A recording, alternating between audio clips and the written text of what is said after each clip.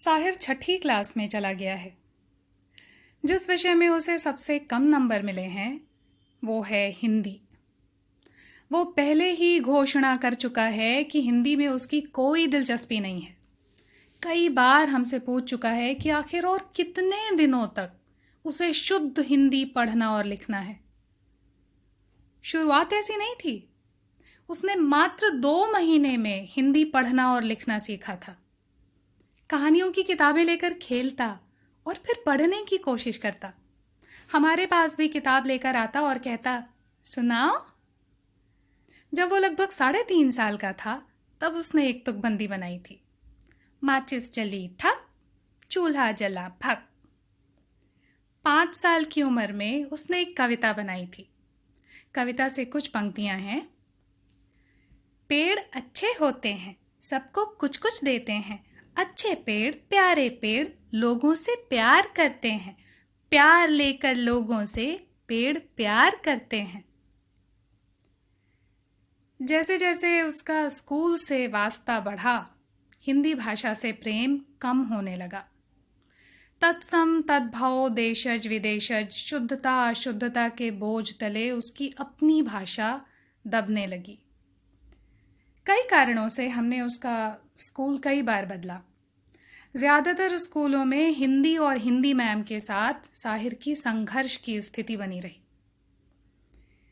3 साल पहले जिस स्कूल में था, वहाँ की हिंदी मैडम ने वृक्ष पर एक लेख लिखने को दिया था। साहिर ने दिल लगाकर लिखा। उसमें उसने कुछ इस तरह की बातें लिखी, जैसे पेड़ पर चिड़िया का घर होता है, पेड़ सबको ठंडी हवा देते हैं, पेड़ में हरे हरे पत्ते होते हैं। ऐसे ही कुछ 8-10 वाक्य रहे होंगे। उसका हर वाक्य पेड़ से शुरू होता था। शिक्षिका महोदया ने सभी पेड़ को एक बड़े से लाल घेरे में डाल दिया और बगल में लिख दिया वृक्ष। उसी दौरान पुस्तकालय पर भी एक लेख लिखने को दिया गया था। साहिर ने कुछ ऐसा लिखा था। हमारे स्कूल में एक पुस्तकालय था, उसमें बहुत सी किताबें थीं। हम वहाँ जो चाहें सो किताब पढ़ सकते थे। अब कुछ महीनों से पुस्तकालय की क्लास नहीं होती, वहाँ कंप्यूटर रूम बन गया है। काश वह पुस्तकालय फिर से आ जाए। शिक्षिका ने उसे काट दिया और परीक्षा के हिसाब से एक शानदार लेख लिखवाया, जो कुछ इस तरह का था। हमारे विद्यालय में एक शानदार पुस्तकालय है। यह शानदार पुस्तकों से भरा है। पुस्तकें ज्ञान का मार्ग दिखाती हैं। यह हमें हार्दिक प्रसन्नता देता है, वगैरह वगैरह। हम साहिर की कॉपी लेकर प्रिंसिपल से मिलने पहुंचे। प्रिंसिपल ने हमारी बात बहुत अच्छे से सुनी और फिर एक जबरदस्त नियम बनाया। प्रिंसिपल के कमरे तक पहुंचने के लिए कोई बड़ी वजह या जटिल मामला चाहिए, अन्यथा अभिभावक गेट के बाहर खड़े रहें। साहिर का मन धीरे धीरे हिंदी पढ़ने से उचटता जा रहा था। उसकी हिंदी की कॉपी शिकायतों से भरी रहती। गृह कार्य पूरा करें, कृपया अपनी लिखावट सुधारें, कार्य अधूरा है, ध्यान से लिखें। बाकी विषयों में उतनी शिकायतें नहीं होती थीं। घर पर हमने कुछ कोशिश की कि उसका मन इस भाषा से डरे नहीं, पर नहीं, वो डरता नहीं था। असल में जो भाषा वो किताब में पढ़ रहा था, उसका उसके जीवन में कोई इस्तेमाल नहीं था, और जो वो लिखता, शिक्षिका महोदया की नज़र में उसका कोई स्थान नहीं था। यानी किसी भी तरह से खुद को व्यक्त करने का मौका नहीं था, न बोलकर न लिखकर, ऊपर से व्याकरण की जटिलताएं। घर पर वो कहानियों की किताबें पढ़ता, हिंदी में भी और अंग्रेजी में भी। शब्दों के साथ वो खेलता। शब्दों के इस खेल में हमने मिलकर कुछ कविताएं बनाई। तब साहिर 3री क्लास में था। कुछ कविताएं सुनिए। इस कविता का नाम है चुलबुला। बच्चा था एक चुलबुला, नाम था उसका बुलबुला। थे उसके एक भैया, नाम था उनका भुरभुरा। छोटा बुलबुला गिर पड़ा, भैया भुरभुरा हंस पड़ा। दूसरी कविता है पापा जी। एक हमारे दादाजी हैं, एक हमारे नाना जी, चाचा मामा बहुत बहुत हैं, लेकिन रहते दूर बहुत हैं। पापा जी हैं पास हमारे, करते नाटक वे कई सारे। एक और कविता है होली। लेकर आई होली कई बच्चों की टोली, एक लड़की बोली फेंको रंगों की गोली, साथ में गुब्बारों की झोली। एक और सुनिए, उसका नाम है हाय हाय। जब कोई पूछे क्या हाल, मम्मा बोले हाय मेरे बाल, झड़ते जाते वे हर साल, हाल पूछना बन जाता काल, साहिर बोले बालों का जाल। एक और कविता है जिसका नाम है मात। मम्मा बाबा और साहिर रहते साथ, घूमने जाते ले हाथों में हाथ, करते रहते खूब बात ही बात, अगर कोई अड़ाता उनकी बातों में लात, दे देते वे हर लात को मात। घर पर और स्कूल में दो अलग अलग तरह की कोशिशें चल रही थीं।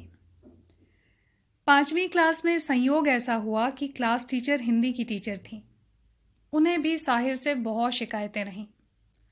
बहुत स्लो है, लिखता ही नहीं है, लिखावट बहुत खराब है, इसकी कॉपी उठाकर देख लीजिए, कुछ करता ही नहीं है। ये सभी बातें वे कई अभिभावकों के सामने तब बोल रही थीं जब उनका और हमारा पहला आमना सामना था। हम तो अभी कुर्सी पर आधे ही बैठे थे। साहिर का चेहरा उतर गया था।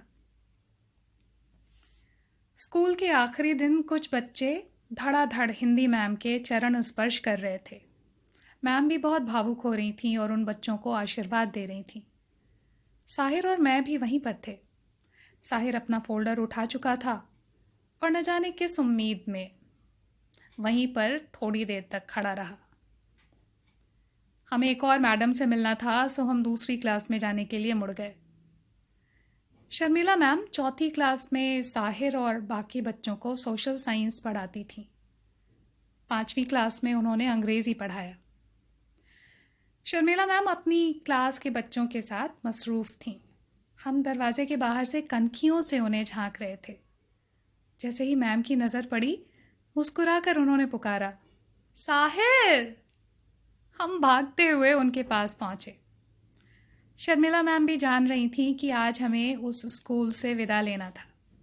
वे बोली, सभी अभिभावकों के बीच में बोली, हमको तुम पर बहुत भरोसा है Sahir, you will do something different. फिर एक बच्चे के पिता की ओर मुड़कर बोली, his comprehension is very different. बहुत ही अलग तरह के इसके जवाब होते हैं, ये कुछ ज़रूर अलग करेगा। मैं मैम का चेहरा देख रही थी। कितनी खुशी थी उनके चेहरे पर। मेरी आंखें भर आईं। मैंने साहिर को देखा, उसकी आंखें भी नम थीं। हम शर्मिला मैम को इतना ही कह पाए, आपको फ़ोन करेंगे। फिर सीढ़ियों से दौड़ते हुए नीचे की तरफ भागे। मुझे ऐसा लग रहा था मानो हम दौड़ नहीं, उड़ रहे हों। शर्मिला मैम ने हमें पंख दे दिए थे, हमेशा के लिए। सोच रही हूँ, एक ही स्कूल की 2 टीचर के अलग तरह के कमेंट आए। उनका असर कितना अलग है। साहिर के लिए आखिर हिंदी इतनी पराई कैसे हो गई? जिसे बोलता हुआ वो बड़ा हो रहा है, समय समय पर जिसमें उसने शब्दों की कलाकारी दिखाई, वही उसके लिए अब बोझिल कैसे हो गई? ज़रा सोचिए ना कि स्कूल में, कॉलेज में, सरकारी दफ्तर में, न्यायालय में, जहाँ भी अतिवादी हिंदी है, वो बदलाव के नूर से रोशन हो गई है। उस हिंदी में ये सारे कामकाज हो रहे हैं जो हमारी बोलचाल की भाषा है और जो बगैर कोश के समझी जाती है और जो लोगों के दिलों तक बड़ी आसानी से पहुंच जाती है। मैं स्कूलों में बच्चियों और बच्चों के मुस्कुराते चेहरों को देख पा रही हूँ, उनके खिलखिलाते शब्दों को सुन पा रही हूँ। आप भी इन शब्दकारों के गीतों को सुन पा रहे हैं ना? जब मैं ये कह रही हूँ, तब मेरे कानों में वे सारे शब्द गूंज रहे हैं जो साहिर खनकाता रहता है।